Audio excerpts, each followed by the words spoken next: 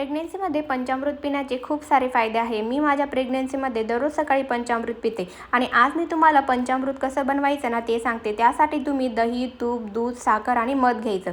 हे सगळं मिश्रण एका वाटीमध्ये मिक्स करायचं आणि हे मिक्स झाल्यानंतर आपलं पंचामृत तयार झालं। आणि पंचामृत हे बाळाच्या त्वचासाठी खूप खास आहे। आयुर्वेदामध्ये देखील पंचामृत एखाद्या टॉनिकपेक्षा कमी मानले जात नाही। त्याचबरोबर पंचामृत पिल्याने आपल्या शरीरामध्ये स्मरणशक्ती देखील वाढते आणि रोगप्रतिकारक शक्ती देखील वाढते। त्याचबरोबर व्हिटॅमिन आणि B12 देखील कमी होत नाही। आणि पंचामृताचा मोठा फायदा म्हणजे बाळाच्या हृदयाला आणि मेंदूला देखील पोषण भेटते। त्याचबरोबर आपलं शरीर देखील थंड राहतं। अशा प्रकारे पंचामृत देखील एकदम सोप्या पद्धतीने तयार होतं आणि पंचामृताचे खूप सारे फायदे देखील आहे। तुम्ही देखील तुमच्या प्रेग्नेन्सीमध्ये पंचामृत दररोज प्यायला पाहिजे। त्याचबरोबर मी काल जे एनर्जी ज्यूस बनवलं होतं ना ते दररोज बनवायला आपल्याला खूप जास्त कंटाळा येतो। त्यासाठी मी आज ते ज्यूस बनवलं आणि त्याला आईस ट्रे मध्ये टाकून ठेवलं आणि नंतर त्याचे आईसचे क्यूब झाल्यानंतर मी दररोज त्याला एक पिल्याने मला दररोज दिवसभर एनर्जी भेटेल। तर भेटू नेक्स्ट व्हिडिओ मध्ये। Bye bye.